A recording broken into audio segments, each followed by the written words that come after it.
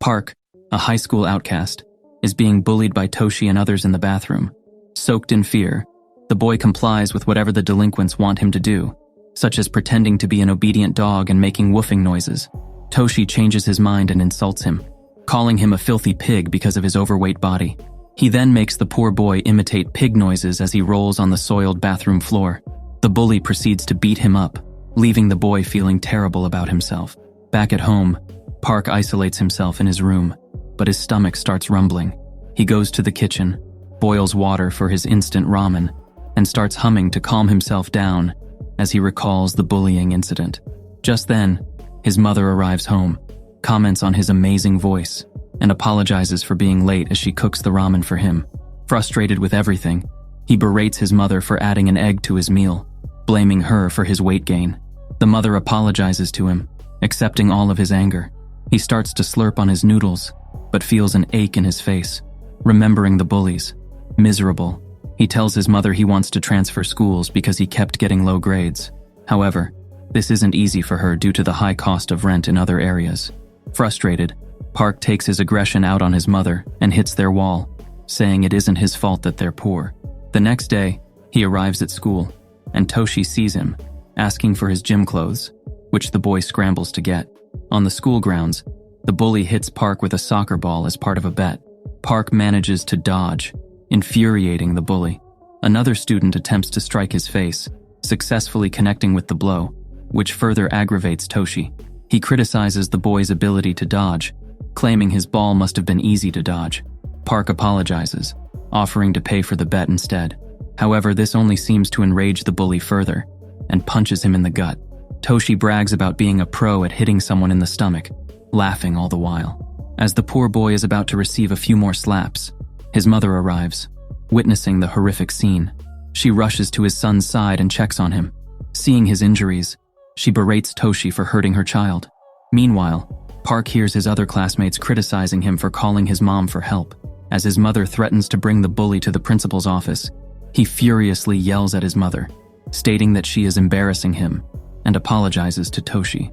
After school, his mother sits him down and confirms that she is allowing him to transfer. She promises to send him some money, as she can't go with him due to her work. She starts to prepare him some food, and he starts to cry. Despite feeling guilty, he listens to his mother and decides to start over. Park finds his new home, which turns out to be an old shack. He goes to the city to look around but bumps into a girl named Midori, who apologizes to him. Shocked that someone doesn't make a mockery of him, he tries to make a good impression, but unintentionally makes himself look creepy. Midori's friend, Shinji, arrives and beats up Park due to a misunderstanding, believing he is harassing his friend. As a result, bystanders begin to take out their phones and record the fighting. Later, Park is cooped up in the corner of his home and cries as he reads the mean comments in his now viral video. He falls asleep from all the crying, thinking that he had lost his chance at a fresh start. When he wakes up, he goes to the bathroom and finds himself mysteriously transformed into an attractive version of himself. Thinking that he must be dreaming, he looks around and sees his other body still sleeping on the floor. He wakes himself up, thinking that he had a scary but happy dream. However, when he turns around, he sees his handsome self on the floor, sleeping. He figures out that he isn't dreaming but is actually switching bodies. Thinking that this can give him the fresh start he's been dreaming of, he decides to embrace his new life. The next day, Park goes to his new school. He is unbelievably a head-turner now because of his handsome appearance. In the classroom, he introduces himself, and his newfound looks grant him instant popularity as classmates gush over his appearance. During the first day of his transfer, the students freak out at how attractive Park is. As he walks towards his seat, he feels nervous as everyone is watching him intently.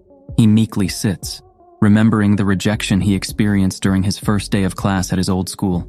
He looks at his seatmate and sees that it is the boy who beat him up the previous day. Out of fear, he quickly averts his gaze away from him and sees the girl who bumped into him the other day. He begins sweating bullets, especially when Shinji introduces himself to him. Luckily, the boy doesn't seem to recognize him in his new appearance. Just then, another girl from his class named Nul introduces herself and moves dangerously close to him, making him blush. The girls in class start to talk behind her back, calling her a flirt for approaching the new handsome boy in class. She tries to hit on him, but Shinji tells her off, saying that her flirting pisses him off. He wonders if all the girls will embarrass themselves like her. He notices Midori and gets disappointed when he sees that all her attention is on Park. Frustrated, he looks at the new boy with contempt. During the lunch break, Park enters the cafeteria, and the students are instantly gushing about his perfect looks. Clueless about the attention he's getting, he wanders his eyes at the students, observing his schoolmates. Newell appears on his side, explaining the different groups in school, and saying that each class has its own thing. She points at the physical education kids, the vocal dance ones, and the aesthetics students, which surprises him as they're allowed to dye their hair. Wanting to know more about him, she asks why he chose to major in fashion design. This prompts him to remember the discussion he and his mother had with his previous school teacher. The man reiterated that with his current grades, Jaiwan High is the only school he can enter that specializes in training students to get a job right after graduation. Back in the present, Park smiles and tells his classmate that he thought the class would be fun. She gushes at his attractiveness and checks how he finds their school so far. Park slips and tells her that it is nice that nobody makes him wait in line to get their lunch. He immediately catches himself and tells her that he feels great so far, having nice schoolmates. Meanwhile, Shinji looks at him with disdain, jealous of the attention he's getting. In class, Park gets sleepy and can't focus on the lessons. He then remembers that yesterday he practiced how to walk on his new body and felt surprisingly light and fast. Because of this, he ran throughout the village, enjoying how agile his new body was. Back in class, he continues to doze off and eventually falls asleep. As a result, his consciousness returns to his old body, and he starts to panic upon realizing that he can't fall asleep and return to his body at school. He attempts to force himself to fall asleep, but since his original body has been sleeping the whole time, he struggles. Fortunately, Newell stealthily startled him, causing him to jolt awake. Seeing him distressed, the girl apologizes, mentioning that the class has already ended and he is still sleeping.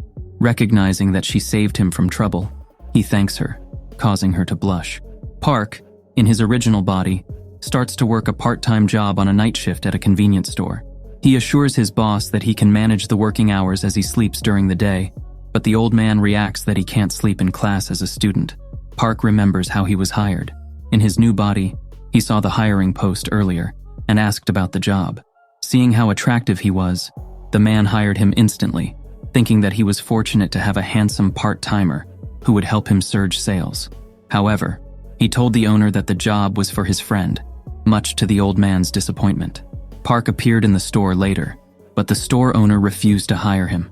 After demonstrating his familiarity with cigarette brands due to his school errands, the man finally accepted him, but with a smaller pay. Back in the present, Park barely managed to get the job, even though he was doing his best to serve the customers. As the owner leaves, he feels delighted that he has finally found a job to get extra cash. Alone, he contemplates what he knows about his predicament so far, thinking that when he falls asleep, he wakes up in the other body, and vice versa.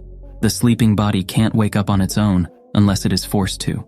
Just then, his stomach starts to rumble, and since he has two bodies now, he is doubling his living expenses.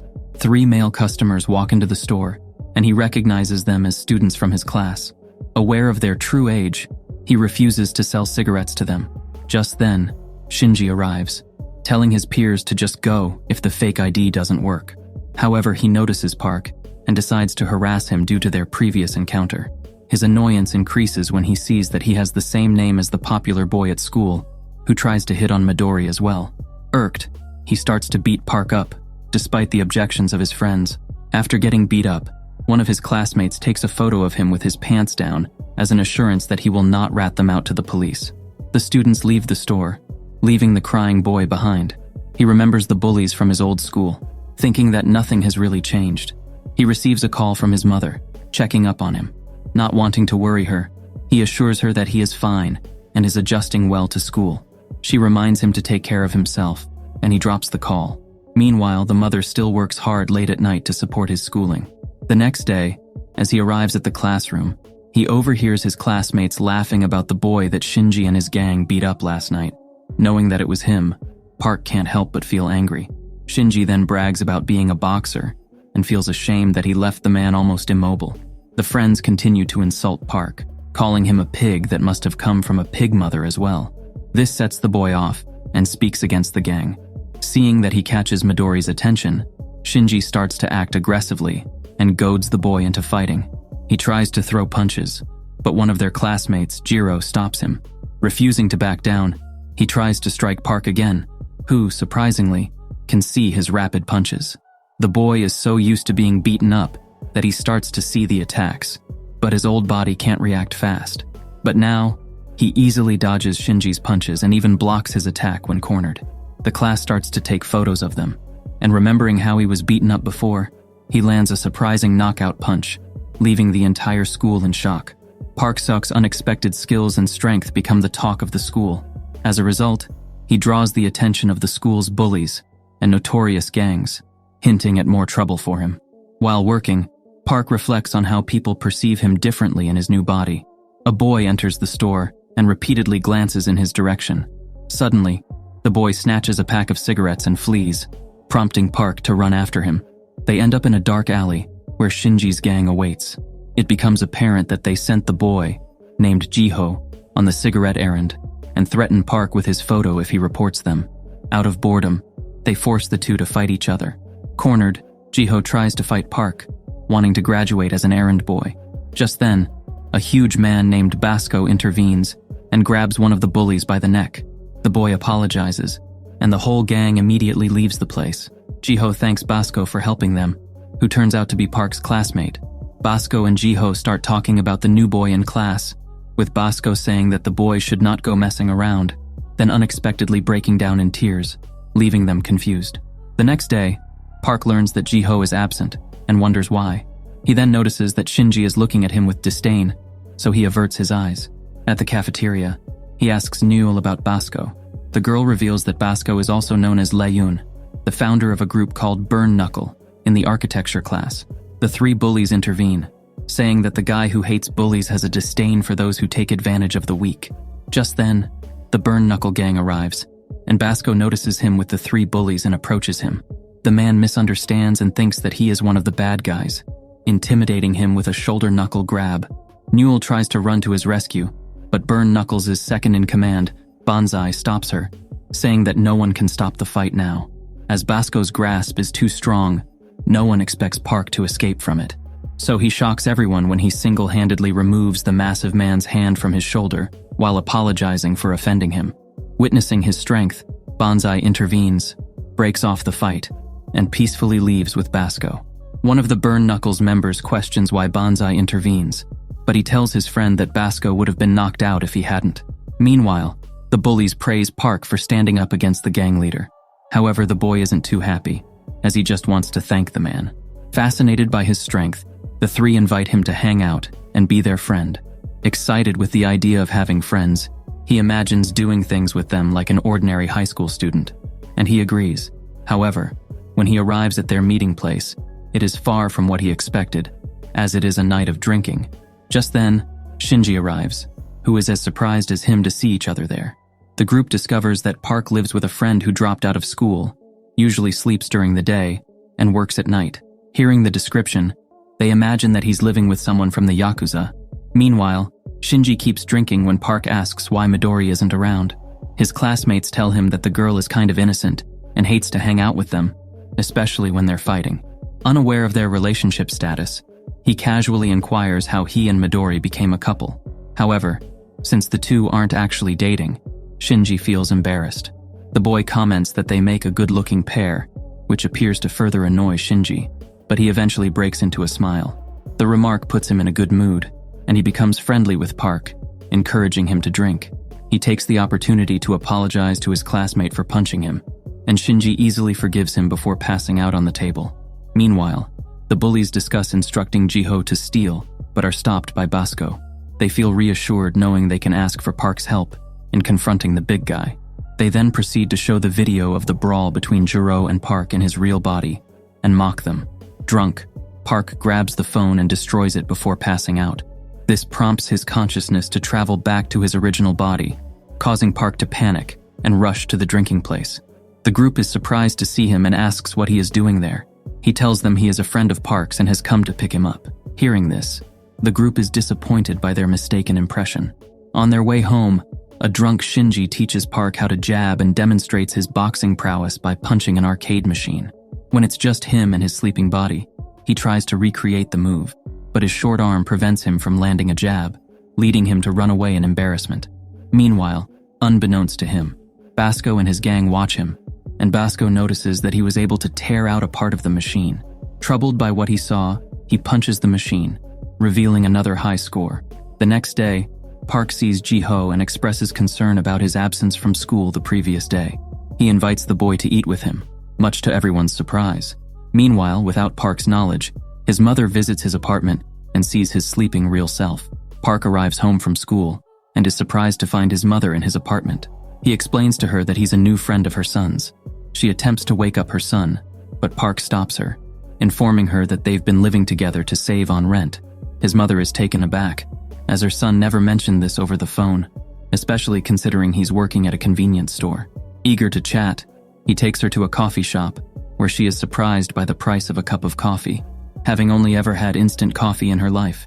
She asks for his name, and is surprised to learn that he is also named Park.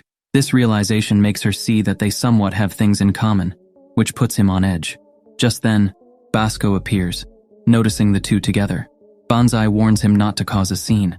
Meanwhile, Park assures his mother that the real him, who's working in the convenience store, is doing just fine and eating well. This reassures his mother, but then she asks if her son is being bullied in his new school. She reveals that he was bullied before, and she didn't realize it as she was busy making ends meet, calling herself useless. To comfort her, he assures her that Park has great friends. Meanwhile, Basco overhears this and remembers how the real Park carries his drunk friend home and seethes in anger. The mother notices some boxes and asks Banzai if she can take them, to which the boy agrees. Park learns that his mother collects scraps to earn extra money and has been keeping it a secret from him. She then gives him some cash and urges him to take it for the coffee. Although hesitant, he accepts it, which also causes Basco to misunderstand. As she bids him farewell, he tells her that Park appreciates her more now that he's living away from her, putting a smile on his mother's face. While he watches her leave, Basco appears, calling him despicable. Completely misunderstanding him, Basco starts a fight with Park. He throws successive jabs at him, which Park successfully dodges. The Burn Knuckle leader is secretly impressed, thinking that the boy has been training to fight like him. Believing that Park extorted money from the lady, he asks him to give back the cash. However, Park misunderstands him as well, thinking that he is no different from other bullies who were trying to take his money. He protects the money given by his mother and declares that he will never surrender it. The two begin to fight, exchanging quick blows and dodges. Park tries to punch the leader in the gut, but he is able to deflect it.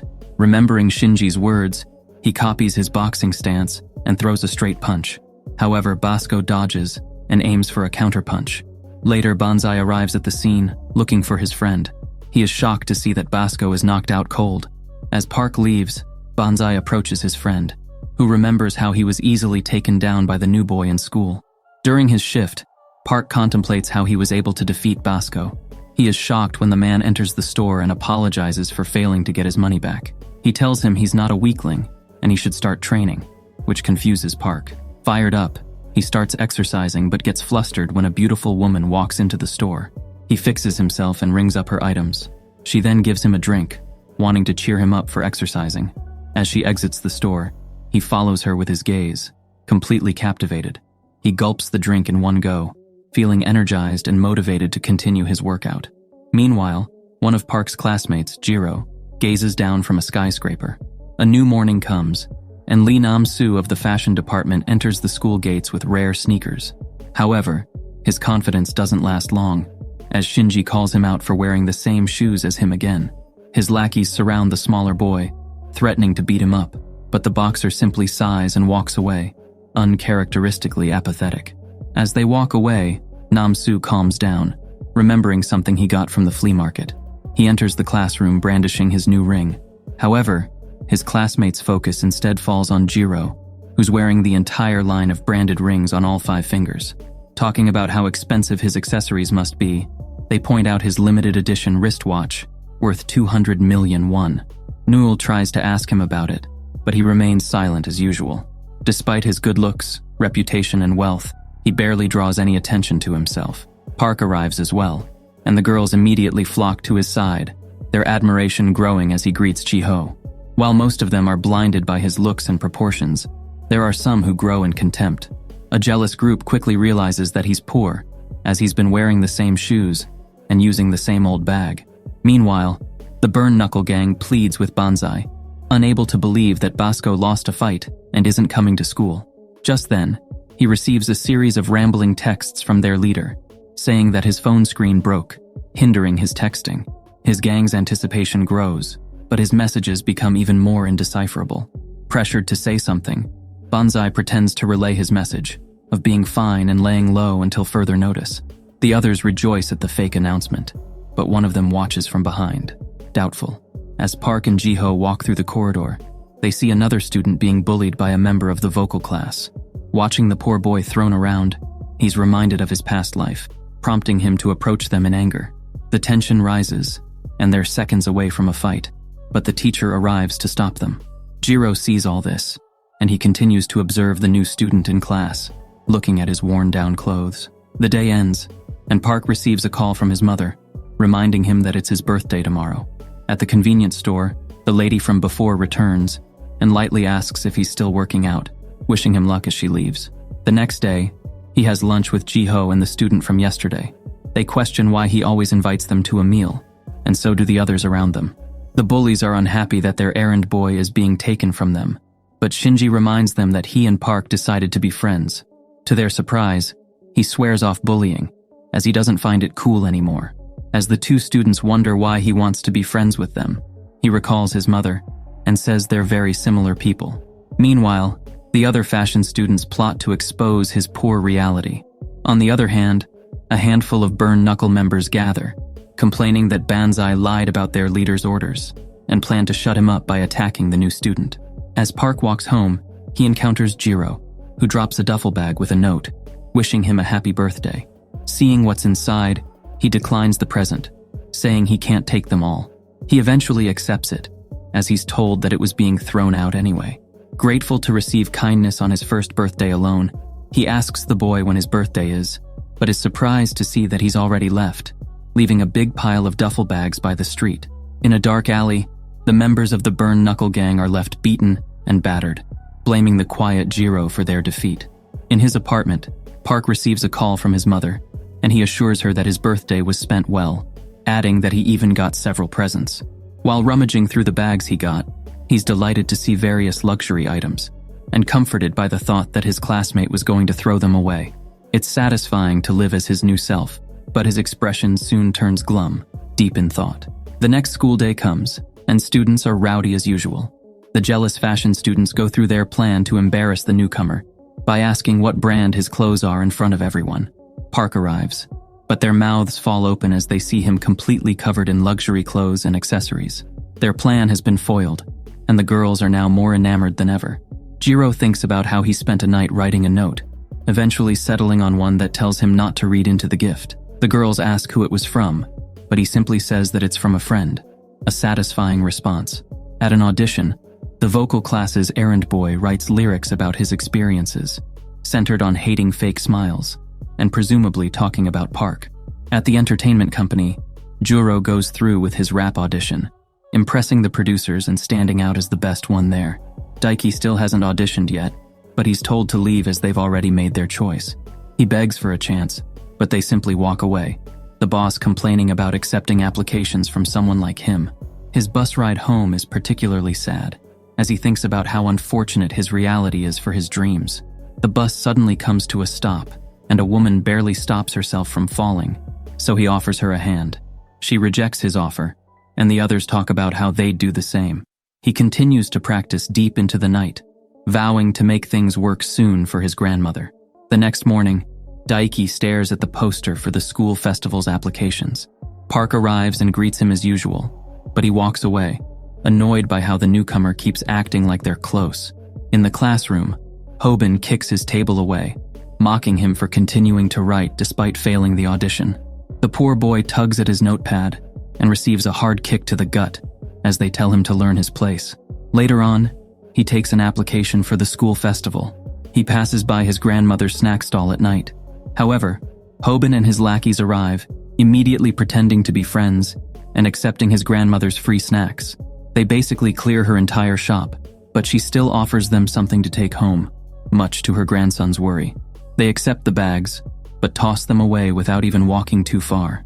The next morning, the class whiteboard is full of slander, discouraging students from visiting the grandmother's snack bar. Daiki is furious to see this, but is unable to do anything as he's thrown to the ground. At lunch, Hoban and his boys beat their errand boy up as usual, mocking him for wanting to sing at the school festival and tearing his application form up. While he continues to get tossed and ordered around, Park thinks about how he transferred schools to escape his hell. However, he learned that wherever he went, there'd always be someone like him. For some reason, they seem to have been placed at the bottom of the food chain, right when they were born. Unable to watch silently anymore, Park walks forward, ready to start a fight. To their surprise, Jiro appears by his side, and so does Shinji. The vocal class boys question his involvement, and Midori appears behind him, worried. The newcomer says he was hoping to have lunch with Daiki, and asks them to let him go. As they're about to clash, Basco appears with the Burn Knuckle Gang, and hands Banzai his phone, still unhappy that he spent a lot to have it repaired, and comes between the two groups. He tells Hoban to take his sunglasses off, and the bully burns up with anger over the interruption. However, he walks away, knowing his group can't take so many people on. The gang leader asks why they'd risk so much to save the poor boy, misunderstanding that he must not want his servant to get beaten up by others. With this, he raises his arms, challenging Park to another fight. His members are barely able to stop him, and the students wonder what's going on between them. Looking at Midori, Shinji says it's so silly to keep fighting like them. Annoyed that the newcomer interrupted again, Daiki walks away, leaving his torn application form behind. At home, Park thinks about how nothing has changed, despite the new opportunities given by his new body. He tapes the poor boy's application together. The next day, he tries to give Daiki his application back, but his hand is swatted away. Still questioning his intentions, the boy promises to push forward regardless of everything. Frustrated that he's still persisting, Hojin tears their errand boy's lyrics up, showering him with insults. Park stays after class to clean up and asks about the festival. Midori explains and tells him to join, certain that he'll win. He never thought he'd hear such encouragement, and doubts the possibility of it all. However, his heart pounds as the image of standing on the stage flashes through his mind. He used to sing a lot by himself, and never dreamed of doing so in front of anyone else. Thinking back, he realizes that his mother has always praised his voice. Daiki lies on the pavement, his torn-up lyrics by his side, and he thinks that he might not be like his idol after all.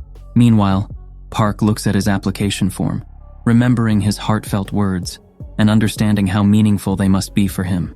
He sings on his own, and the bullied boy is moved to tears as he hears it from outside. He runs to the source of the voice, and he sees the boy calmly singing by the window. Although surprised, the singer gives him his application back, and the rapper hesitantly invites him to perform at the festival together.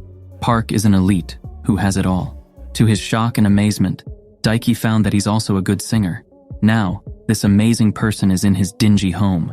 He thinks that it must be the boy's first time at such a shabby place, and worries about disappointing him. As he hurriedly tries to tidy up, his guest turns off the light, saying he should save on electricity during the day. Moreover, he stacks the newspapers up, even giving him tips on how to store and use them.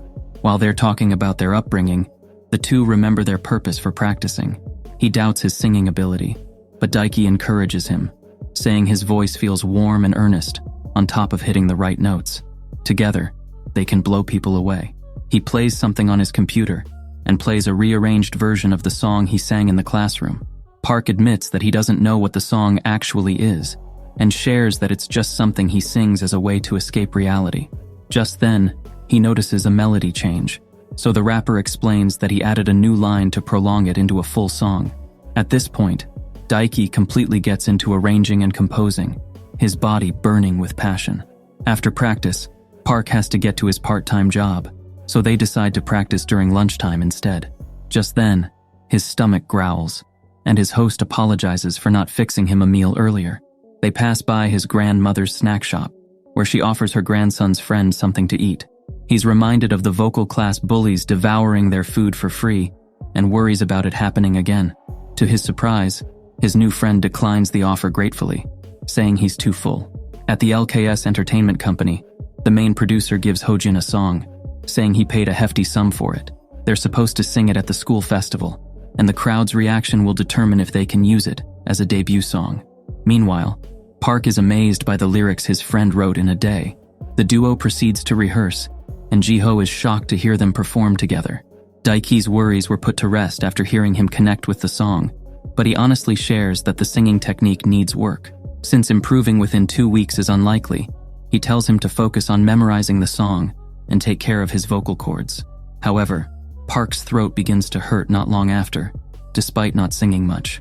At home, he looks at his old body and remembers how he wallowed, blaming others for his life. Compared to his new friend, who's passionate and tenacious, they're nothing alike. During his part-time job, he realizes that his throat doesn't hurt anymore because he's been using a different body all this time.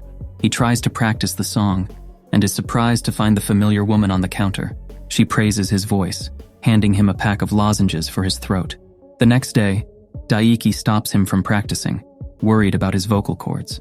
Upon hearing that he hasn't practiced at all, the rapper is shocked by how much he improved and suggests new ideas for the song. As they head home, Hoban confronts the rapper and beats him up for riding on Park's fame. They command Juro to hit his friend, threatening to hurt him twice as much if he refuses. The two fortunately get away, as the bully is called on to work. The scrawny boy apologizes, finding himself pathetic. They go to the convenience store and introduce themselves to their friend's unfamiliar body. Outside, Jiho apologizes for hitting him before. They open up about their experiences being brutally bullied and how it completely crushed their dreams. That said, things got better when Park arrived, with Shinji turning his ways around. Daiki doubted his kindness at first, especially his claim to be like him. He learned later on that they really might not be too different, considering how well he can sing his songs. As they're expressing their gratitude, Basco arrives after overhearing and confirms that they really feel that way. Hearing their testimonies, he realizes that he must have been wrong about the boy. Adding on, he invites the part-timer to train with him if he wants to. The next day, their group is back in the park, and they've brought a speaker to use. Park sings to the arrangement, and they're stunned by how enchanting his voice has become. He's been practicing all day with 2 bodies, so it's only natural. It's his turn to be amazed, as Daiki hands him revised lyrics. Together, they vow to dominate the school festival. At the company, the boss expresses satisfaction with Hoban's recording, anticipating a big hit from their song. Later on, they see that the performance list for the festival has been released, and that they're playing second to last. Park's duo is going last, but it's okay, as they're certain to mess up, especially since it's Daiki's first performance. The day of the Jaiwan School Festival has arrived, and a luxury sports car pulls up by the entrance. On the passenger seat is the nice woman who's often visited the convenience store. Some girls flock to a salon booth, saying they've let their hair grow to see Zhang from the beauty class. The student gets to work and ruins his customer's hair, but his charm makes up for his bad work. The visitors enjoy the festivities, and the other students work hard in their booths. The gorgeous girl passes by Shinji's area, but quickly leaves as boys surround her. By the stage, Park begins to get nervous, as he never expected to sing at such a grand event. Daiki tries to clam him down, reminding him that they've practiced enough to be confident in their skills. Just then, he sees the convenience store girl and rushes to get to her. Basco, who was dominating arm wrestling matches, sees him searching for something. He eventually finds her in the parking lot and greets her like an old friend, forgetting that he's in his handsome body.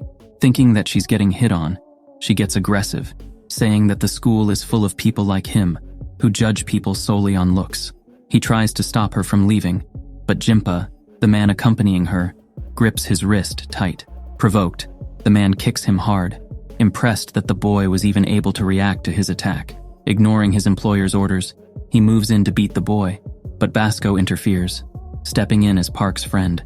He warns the tattooed man against moving another step, but he simply laughs at the audacity and punches the arrogant student in the face. However, Basco takes it head on, bleeding and telling him to take his glasses off if he wants to fight. Intrigued, Jinpa does as told, and is surprised to see Park take on a fighting stance. Fortunately, the woman stops them in time, warning that she'll report his actions. Realizing that he's gotten too excited, he puts his glasses back on and tells them to put their hands down. They drive away, and Basco barely stops himself from collapsing, admitting that he'd probably have lost if they fought. Later on, he nonchalantly hands the boy a drink, remembering how highly the poor boys regarded him. Hearing the announcement of the festival performers, the singer gets up to prepare for his stage. Behind the stage, the duo gets ready and thanks Jiro for lending them outfits.